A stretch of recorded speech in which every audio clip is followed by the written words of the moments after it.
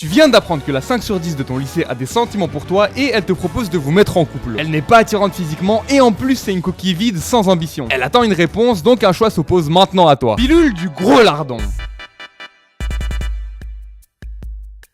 Tu hésites, t'apprêtes à dire non car tu sais que cette relation ne va rien t'apporter et ne va faire que te ralentir dans tes objectifs, mais soudain, tu repenses au fait que tu n'as jamais été en couple. Elle n'est pas jolie, certes, mais je n'ai jamais été en couple. Je pourrais me servir de cette relation pour approfondir mes connaissances sur les femmes et pour avoir des rapports sexuels. Alors, tu acceptes. Te voilà parti pour 1 an en couple dans une relation qui pue la merde. Durant cette année, vous ne faites que vous tirer mutuellement vers le bas car vous n'êtes pas du tout compatibles. Elle doit aller à gauche, toi à droite, et comme vous êtes liés et que chacun de vous deux va dans sa direction, les forces s'égalent et vous restez sur place. Une fois la relation terminée, tu as perdu 1 an de ta vie et tu es dégoûté des femmes. Tu as d'ailleurs tellement de haine envers les meufs que tu décides de te rabattre sur les hommes. Ok, non, ça va trop loin. Pilule du berserker. Tu hésites car c'est vrai qu'on t'a souvent conseillé d'expérimenter de nombreuses relations pour prendre de l'expérience avec les femmes. Mais tu te rappelles que non, c'est pas comme ça que ça marche et qu'une fois la fille parfaite venue, tout ira naturellement bien sans que tu aies eu à t'entraîner auparavant. De plus, briser le cœur d'une jeune fille en se servant d'elle pour arriver à ses fins est quelque chose de tout à fait déshonorable. Alors tu lui exprimes gentiment ton refus, lui souhaites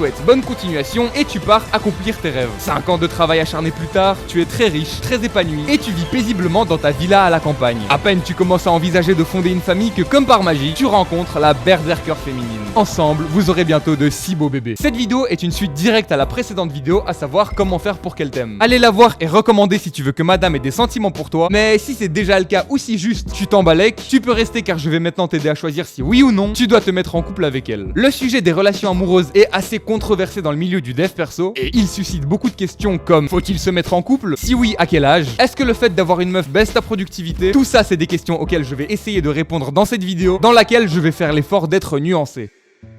Il y a 3 ans, j'ai eu ma première relation avec une meuf, à savoir un couple qui a duré 9 mois. Vu de l'extérieur, 9 mois c'est long, et on pourrait penser qu'on a eu une bonne relation dans laquelle on a grind tous les deux, main dans la main. Mais pas du tout. Je vais pas dire que la meuf était une mauvaise personne, mais en tout cas, elle me correspondait vraiment pas. Moi j'avais déjà ce côté un peu dev perso et elle ne l'avait pas du tout. Ce truc de constamment chercher à s'améliorer, s'instruire, être 1% meilleur tous les jours, c'était vraiment pas son truc. Mais ça encore c'est pas grave. Je suis pas un gros tyran qui pousse mes proches à tryhard dans leur vie, tu vois. Ma liberté s'arrête là où commence celle des autres, donc chacun fait ce qu'il veut. La raison pour laquelle le couple était vraiment mauvais, c'est qu'en plus de pas grind avec moi pour qu'on progresse ensemble, elle me tirait vers le bas. Je lui ai dit que je serais youtubeur et mec, je me suis pris une big session van. Elle me soutenait pas du tout. Bref, je grimpais et elle juste pendait. En plus, c'était vraiment une catastrophe. On avait aucun centre d'intérêt commun. Vraiment, la raison de notre couple est honteuse. C'est juste que je la trouvais attirante physiquement, elle me trouvait attirant physiquement. On n'avait jamais testé c'est quoi être en couple et bah du coup, on s'est lancé. Résultat, à cause de cette relation niveau productivité, j'ai rien branlé pendant 1 an, alors que j'étais clairement en âge de commencer à faire de vrais trucs. Maintenant, nuance, car je lui jette un peu la pierre depuis tantôt, mais le fait que la meuf était pas compatible intérieurement n'est que la première cause de cette année honteuse où j'ai rien branlé. Je vais un peu spoiler la suite de la vidéo, mais le fait d'être en couple, c'est un vrai défi pour la productivité. Déjà parce que beaucoup de choses qu'on fait, genre se muscler, faire de l'argent, développer des connaissances, on le cache trop mais c'est en partie pour plaire aux meufs, donc le fait d'être en couple, ça t'apporte un sentiment de confort qui fait que tu te sens plus forcément obligé de te bouger le cul pour te développer. Mais aussi parce que le fait d'être en couple te prend des brain cells lors de tes sessions de productivité. Exemple, t'es en train de taffer sur le montage d'une vidéo et dans un coin de ta tête, tu te demandes si elle t'a pas envoyé un message, si elle t'a pas appelé, ou même quand est-ce que tu vas la revoir. C'est normal frérot, t'es amoureux. Voilà la vraie difficulté du couple. Et j'étais pas assez bon à cette époque que pour avoir des bonnes notes à l'école, me développer physiquement, me développer intellectuellement, essayer de faire de l'argent, tout ça en étant en couple. C'est seulement à la fin de notre relation que je suis passé du stade 1, à savoir juste mater des vidéos de dev perso, au stade de faire. J'ai remarqué que j'avais le physique d'un squelette, donc j'ai commencé la muscu très sérieusement. J'ai fait 200 pompes tous les jours pendant 3 mois. On a fait un gros arc prise de masse avec un de mes meilleurs potes, ce giga de chat de Sanson. Et comme il habite loin, on s'appelait tous les jours en FaceTime pour faire les 200 pompes ensemble. Et quand je te dis 200 pompes tous les jours, c'est littéralement tous les jours. J'ai aussi commencé la lecture quotidienne, ainsi qu'un business dont je ne parlerai encore une fois pas aujourd'hui car je commence à trop dériver. Mais si je reproche à mon ex de ne pas m'avoir tiré vers le haut, un truc qui est indéniable, c'est qu'elle a fait le bon choix après notre rupture. On m'a dit qu'elle s'est casée avec un bon gars et qu'elle a eu une relation solide. Moi j'ai un peu déraillé. Ce qui s'est passé, c'est que j'ai parlé avec des darons, genre ceux de mes potes, et ce que beaucoup m'ont conseillé, c'est justement de ne pas me caser, mais c'est d'avoir de nombreuses micro-relations pour prendre de l'expérience. Et c'est ce que j'ai fait avec un autre de mes meilleurs potes, mon frère Yago. On a commencé à aller aborder des meufs en rue, et pour devenir meilleur, on regardait des vidéos de Roi Tukondor qui aborde des femmes lui aussi. Et franchement, le seul truc que je regrette pas de cette période, c'est la confiance en moi que j'ai gagnée. Aborder en rue, c'est pas facile, t'as pas envie de passer pour un singe devant tout le monde, mais après avoir porté tes couilles et après avoir été parlé à la meuf, que le feeling soit passé ou non, tu te rends compte à quel point tout le monde s'en bat les couilles de toi. Chacun a ses problèmes, ses objectifs auxquels penser, et même si t'as flop avec la meuf en public, le mec le plus attentif de cette foule va penser à toi, quoi, max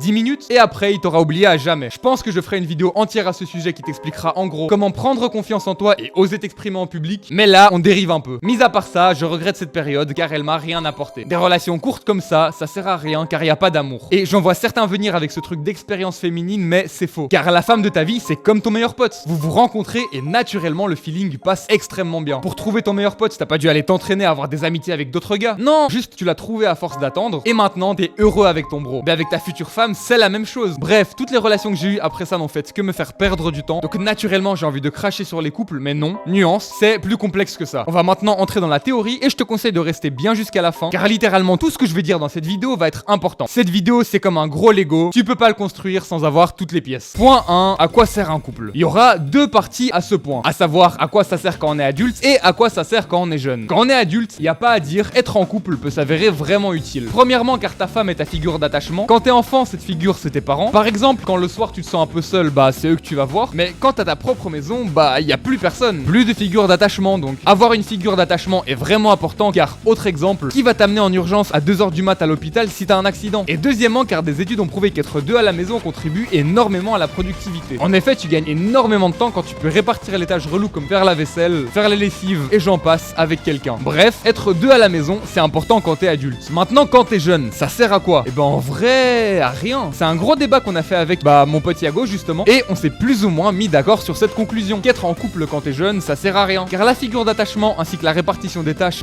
tu l'as déjà avec tes parents. Et je vois déjà les mecs qui vont me dire oui, mais moi ma meuf est une personne profondément intelligente. Elle m'a énormément appris et donc être en couple c'est utile. Mais non, ta gueule, ta meuf aurait pu t'apprendre tout ce qu'elle t'a appris si vous étiez juste potes. En étant juste pote avec elle, t'aurais eu les mêmes connaissances qu'en ayant une relation avec elle, mais juste ça t'aurait économisé tout le temps supplémentaire que prend un couple. Par exemple, pense à ton meilleur pote. Il t'a énormément appris, t'as peut-être même changé grâce à lui, mais frérot, t'as pas eu besoin de l'embrasser ou de le ken pour apprendre de lui. Selon cette réflexion, un couple avec une meuf t'apporte tout autant de savoir qu'une amitié proche avec cette même meuf. La seule chose qui change, c'est le temps. L'amitié te prend beaucoup moins de temps, mais du coup t'as pas toute cette partie intime. Et est-ce que toute cette partie intime vaut ton temps? Par définition non, car ken c'est de la gratification instantanée. Je tiens juste à préciser que je parle ici des utilités du couple d'un point de vue purement rationnel. Mon objectif est de t'encourager à maximiser ton potentiel avant de te lancer dans une relation sérieuse. Mais bien sûr, la véritable utilité du couple est de se rendre heureux mutuellement. Point 2, faut-il te mettre en couple avec elle? Le moment que t'attendais. Alors techniquement, non. C'est en vrai une perte de temps. Et si t'es quelqu'un de très ambitieux, ce temps, t'en as besoin. En fait, tout va dépendre de ton objectif. Tu te doutes bien qu'un mec qui veut percer dans le basket et finir en NBA n'a pas le temps du mec qui veut juste être...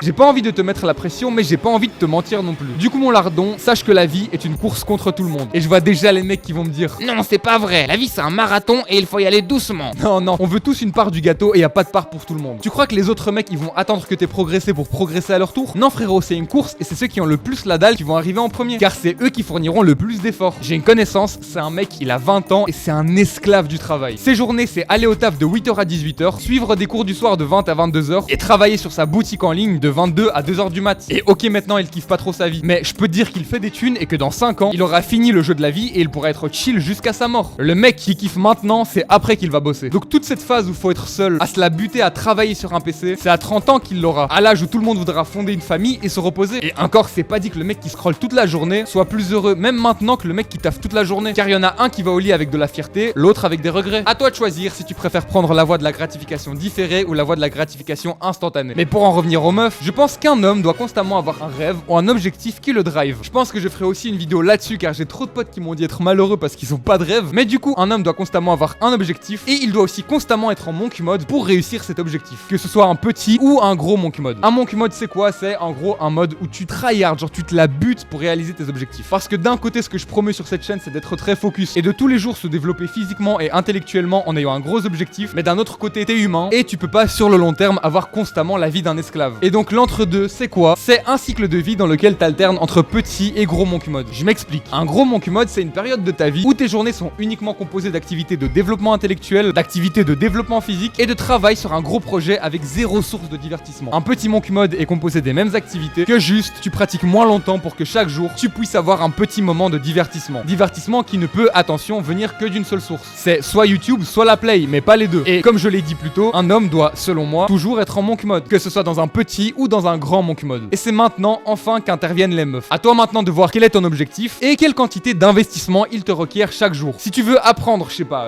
le Python, tu peux faire un petit monk mode. Tes journées peuvent donc être composées de, j'invente, moments où tu apprends à coder, de moments où tu lis, de moments où tu fais des tractions. Et je pense qu'avec un objectif comme ça, tu peux largement te permettre d'avoir une source de divertissement. Mais comme j'ai dit plus tôt, une seule source de divertissement. T'es certes en petit monk mode, mais ça reste un monk mode quand même. Donc soit tous les soirs quand t'as bien avancé, tu joues à la play avec les collègues, soit t'appelles madame, ou même tu vas la voir. Mais pas les deux, faut choisir, la play ou le couple. Par contre, si ton rêve c'est le basket et que tu veux être le futur OMB, oublie les meufs pour le moment, c'est mort. Moi mon objectif c'est de faire grossir cette chaîne. Je vise les 100K d'ici fin 2025 et honnêtement pour y arriver je suis obligé d'être en gros monk mode. J'ai pas encore de monteur, j'hésite à en prendre un pour avoir le premier membre de mon équipage, mais comme j'en ai pas, je dois vraiment me la buter pour être régulier. Et de toute façon, même si je recrutais un monteur, ça réduirait pas le temps phénoménal que je vais consacrer à cette chaîne car je ferai juste plus de vidéos. Donc pour moi, actuellement une meuf c'est mort, mais ça pourrait changer en fonction du point 3 et du point 4. Point 3, à quel âge idéalement se mettre en couple? On l'a vu au point 1, mais d'après moi, être en couple devient indispensable une fois l'âge adulte atteint pour être plus productif et pour avoir une figure d'attachement. Je pense en effet que finir sa vie tout seul, c'est pas le plus fun. Mais maintenant, quand est-ce qu'on devient vraiment adulte? Parce que 18 ans, c'est juste arbitraire. Je connais des bougs qui ont 18 ans et c'est vraiment encore des gros bébés. Eh bien, ça va dépendre de deux choses. De ton lieu d'habitation et de ta situation financière. À partir du moment où soit tu déménages dans une maison en solo, soit tu commences à faire vraiment beaucoup de thunes, ouais, mon gars, t'es un adulte. Et du coup, tu peux le deviner, mais certains vont devenir des adultes à 19 ans, d'autres à 29. Et une fois que t'es adulte, oui, c'est le moment de trouver la future mère de tes enfants. Mais avant, non, car c'est trop tôt. En tant que gars, t'as vraiment besoin de cette phase où t'es jeune, t'es seul et tu tryhards de tes projets pour mettre la daronne à l'abri. Bref, pour résumer, le moment idéal pour se mettre en couple ne se définit pas en fonction de ton âge, mais en fonction de ce que tu as accompli. Le moment idéal pour se mettre en couple, c'est donc le moment où t'as atteint le zénith, donc la moitié de ta vie. Mais moitié dans le sens accomplissement, pas âge. Tant que tu te sens en retard par rapport à tes objectifs, c'est que t'as pas encore atteint le zénith de ta vie. Une fois qu'il sera atteint, tu le sentiras au fait que tu te trouveras dans une situation beaucoup plus stable et surtout que t'auras réalisé ou presque réalisé ton rêve. Tant que t'as du boulot et que t'as encore rien accompli, c'est pas le moment de penser aux meufs. Mais si elle arrive avant, genre si t'as rencontré l'éventuelle mère de tes enfants avant d'avoir atteint le zénith de ta vie. Point 4, comment savoir si elle est parfaite et que faire si elle l'est? Je vais déjà me contredire parce que aucune meuf n'est parfaite. Aucun mec non plus d'ailleurs, faut idéaliser personne. Mais que faire si t'es en gros monk mode et que tu rencontres une meuf qui est vraiment une 9,99999 sur 10? Déjà, comment savoir si elle l'est vraiment? Mec, je vais te dire un truc qui va te casser les couilles car sûrement ton grand-père te l'a déjà dit et que t'es pas d'accord avec lui, mais sache que ta future femme, tu dois pas la choisir pour son physique mais pour son cœur. Alors encore une fois, nuance, faut pas qu'elle te repousse physiquement non plus, mais l'intérieur est tellement plus important que l'extérieur parce que de toute façon le physique c'est un truc qui s'envole avec le temps. Je veux dire, un jour elle va commencer à avoir des vieilles peaux qui pendent là, et toi aussi d'ailleurs, alors que son cœur c'est un truc qui va rester jusqu'à la fin. Et donc comment savoir si c'est la giga chat féminine qu'il te faut? Et ben mec, tout simplement en déterminant si toi et elle vous êtes compatibles au point de vous propulser vers l'infini et l'au-delà. Et détail très important, il faut qu'elle soit compatible avec toi mais pas qu'elle soit toi. Fais bien la différence. Faut pas que toi et elle vous soyez les mêmes personnes, les mêmes pièces du puzzle. Faut juste que vous soyez deux pièces du puzzle qui s'emboîtent parfaitement. Par exemple, moi ma future femme, faut vraiment pas spécialement qu'elle soit youtubeuse. Je m'en bats les couilles de ça. Et faut même pas qu'elle soit à fond dans le dev perso. Faut juste qu'elle comprenne que je suis dedans et qu'elle soit compatible avec ça. Genre mon ex aussi, pourquoi ça a pas été? Parce qu'elle me demandait beaucoup trop de temps. Les appels tous les soirs, c'est un truc qui est vraiment pas possible pour moi. Et car elle me vannait et ne croyait pas en moi par rapport à cette chaîne. Tu vois ça par exemple, c'est pas du tout compatible. Bref, il faut pas qu'elle soit comme toi, juste qu'elle puisse s'emboîter avec toi et avec ton style de vie. Et inversement, faut que toi aussi tu puisses t'emboîter avec elle. Si tu trouves une meuf comme ça,